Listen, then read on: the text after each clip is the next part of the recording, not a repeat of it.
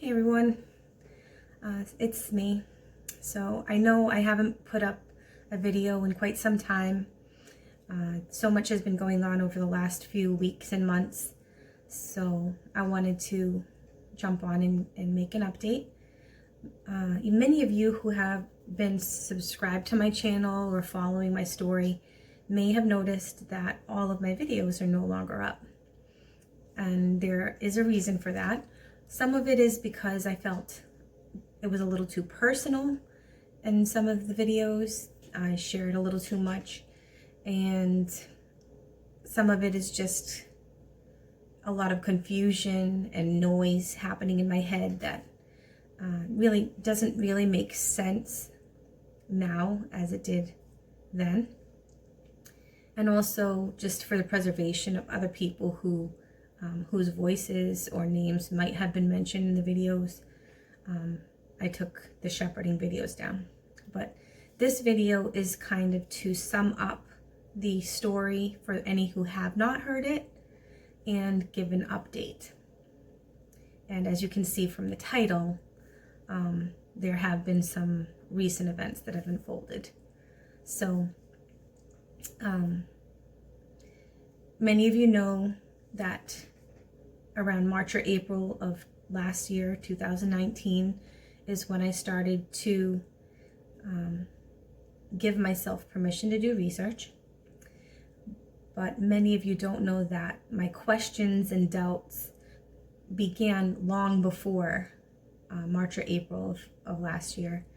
I had many concerns, many discomforts that I felt within the congregation, and it's not with people personally. It's not with individual people, but it was just the air or the environment that felt a little uncomfortable or off-putting in a lot of ways. And I won't be specific because that is the congregation that my family goes to, and I don't want any hurt feelings if they happen to listen to these videos. And that's also part of this video as well. So my question started long before March or April of 2019, long before I was challenged by Greg, my boyfriend, to find answers to questions and doubts that I had. Questions like, does Matthew 24:45 through 47 about the faithful and discreet slave apply to the 8 men in Warwick, New York?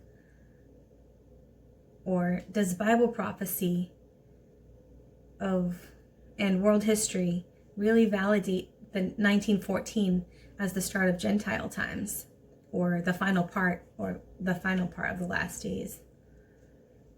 Do the good works of attending meetings regularly, five meetings a week with Jehovah's Witnesses, reporting field service time, and pioneering or doing need greater work earn me my salvation?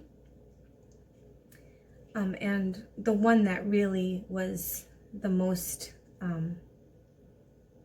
mind-boggling for me is child sexual abuse handled appropriately and by the organization, or how is it handled?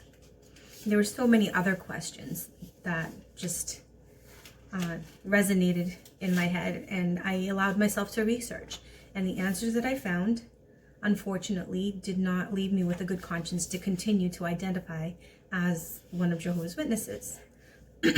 So I finally started doing the research, and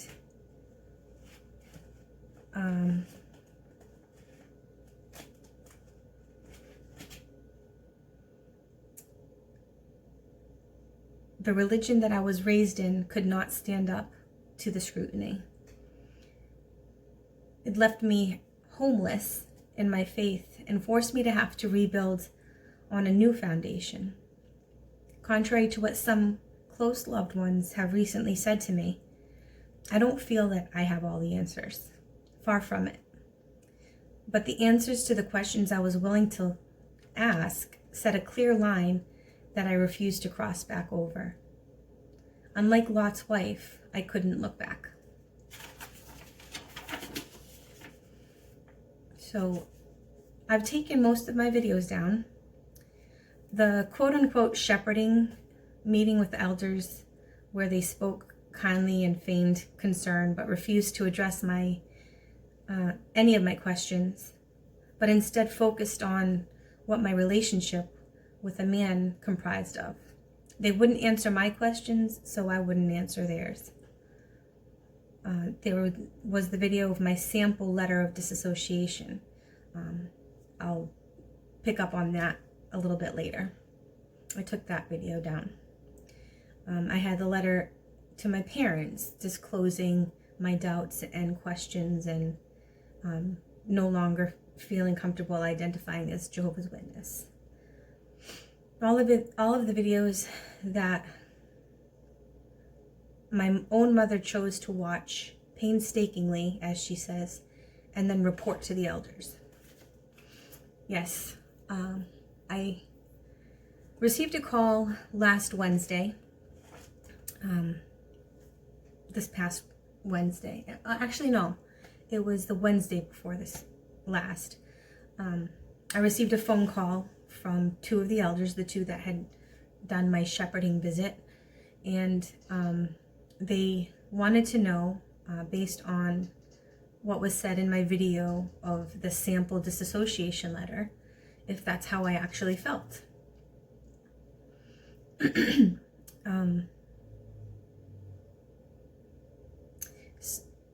So that video particularly about the disassociation is what led to me receiving a phone call from these brothers, and they needed the two witnesses to hear me say that I don't recognize David Splain and his 7 cohorts in New York as the governing body or faithful and discreet slave. I said it, and they promptly sent their S-77 letter or form to the branch, notifying them that I disassociated as one of Jehovah's Witnesses. The following day after this phone call, I attempted to call my mom. She did answer the phone, but she said that she was busy with the cat, that he had hurt himself, and she couldn't talk at the moment.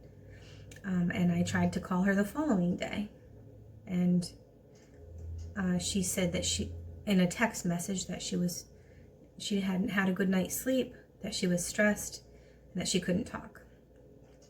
So I made multiple attempts to call my mom, unsuccessfully. However, on Monday, this past Monday, I received a 3-page letter from her. And she was basically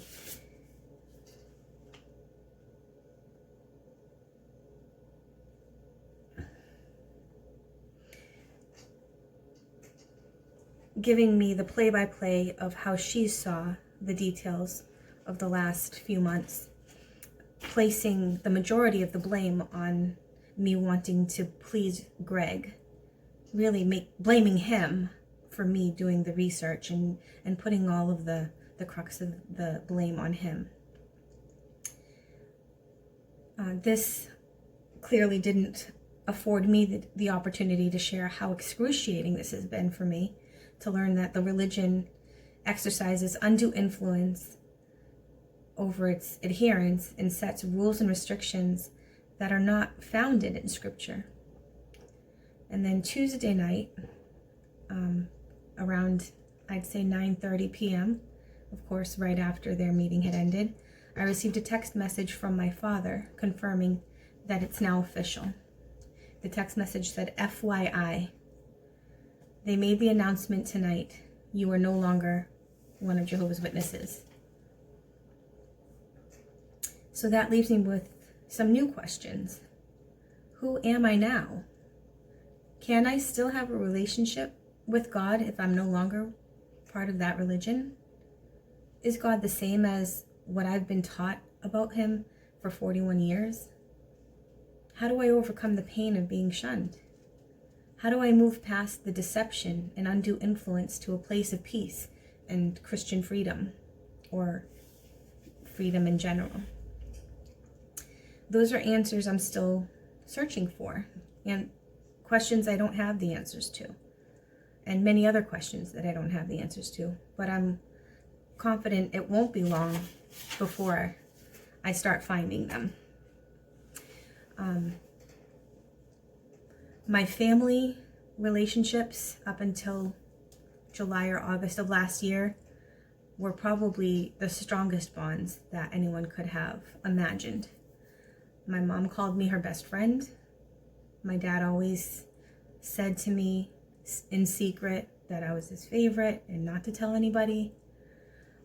My nieces always told me, "You're my favorite aunt, you're the cool aunt." And I'm not bragging by any means, but I'm trying to convey the idea that this is unacceptable, and it's unfathomable, really, that a religion, that 8 men who call themselves the faithful and discreet slave and Jesus' servants here on earth, could have such control that these strong family bonds can completely be severed. And then to have that action blamed on myself, that I've done this, that I'm the one that left them, that I'm the one that's hurting them. And this is all about my actions. And I know anybody that's gone through it knows how this feels. It's frustrating. You're out of control. You can't change them. But I've decided that I still have fond memories and amazing experiences and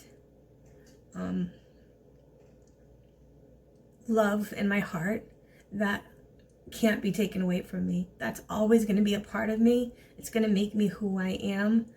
I still consider myself an aunt to those 4 beautiful kids, and I will always be their aunt, and I'll always be here for them if they ever need me and if they're willing to come to me.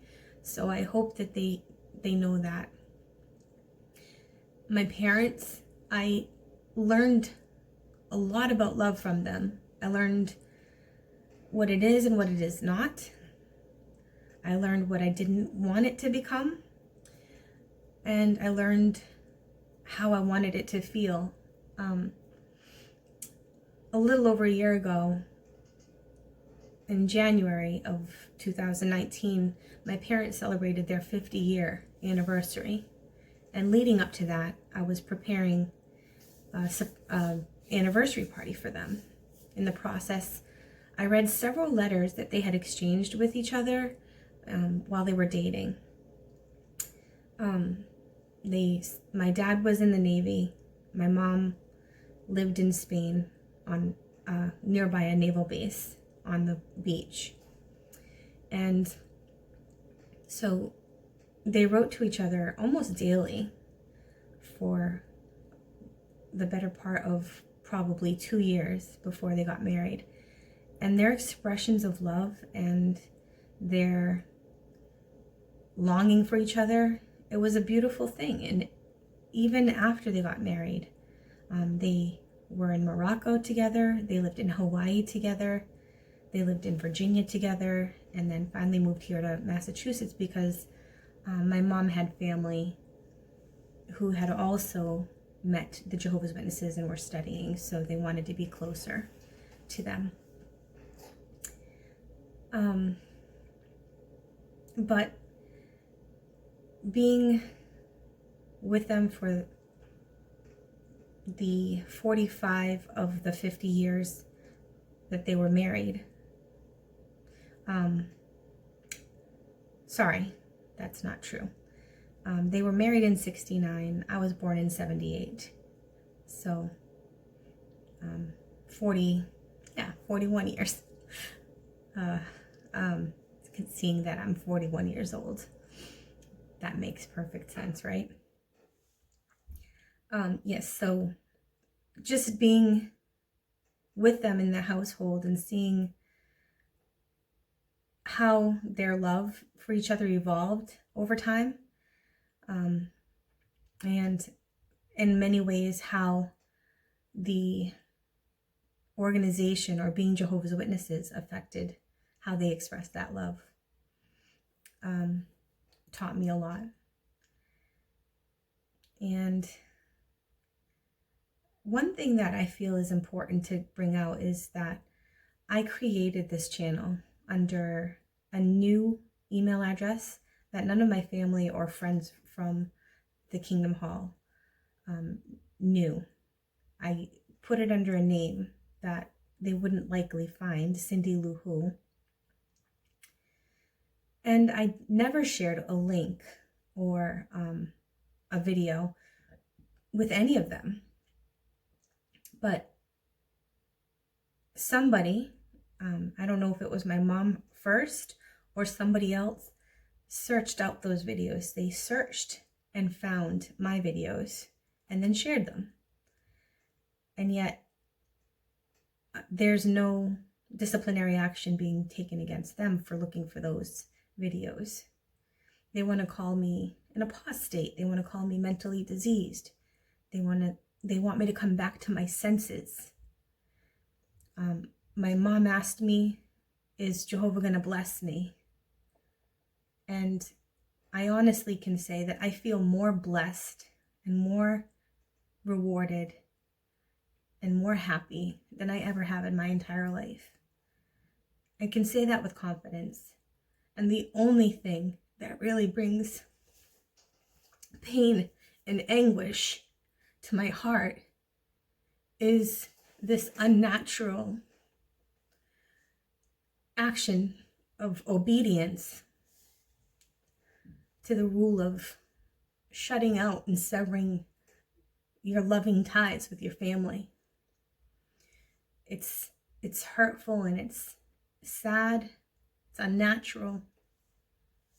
And when Greg's parents heard that I was going through this, they said that they would be my surrogate parents. They didn't even hesitate. They didn't even take a breath when he told them.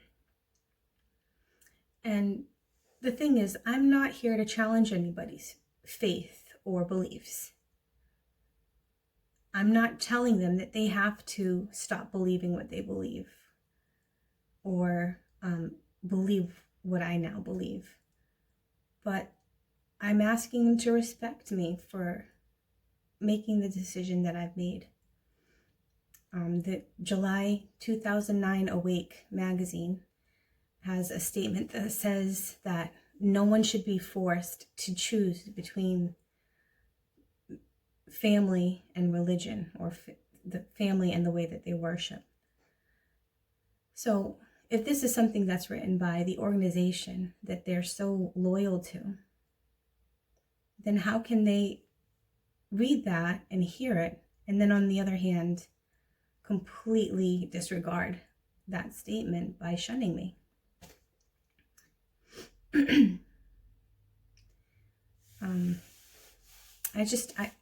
I have more notes, and I don't want to sound redundant or repeat myself, but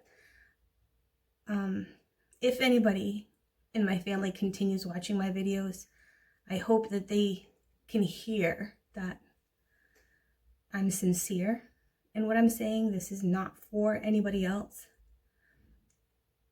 It's not acceptable. I don't care how you look at it or how you want to twist the story, but it's not acceptable that if you're claiming to be directed by Jehovah and the one organization that he approves of on earth, then and you obey the secular authorities and you feel that it's in their hands to carry out legal actions for crimes, then why would you then withhold the names of known pedophiles within the organization? Why would you keep that information away from law enforcement to be able to carry out the law in those cases? There's so many other questions, but I mean, that's one that it blows my mind that they can't. When I made that statement to my mom, she started talking to me about Israel and how they had judges and they had the priests and the religious leaders.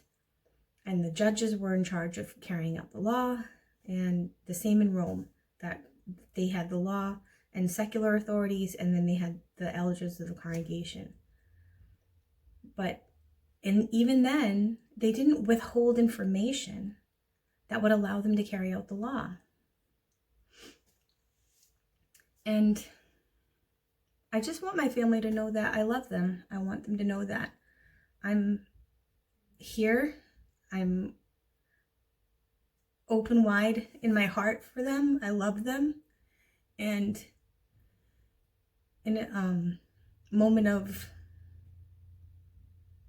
anxiety or stress or discomfort, maybe wrong words were said on occasion, but the love is still there. Love still remains. So moving forward, my videos are going to have a different tone, a different nature. I'm not going to try to teach anybody the truth from the Bible or my take on it. I'm just going to share my experience and my feelings, and hopefully that helps some of you. Hopefully it helps you to help me, and we can help others. So until next time, I hope everybody's doing well, and I look forward to talking to you all again soon. Bye.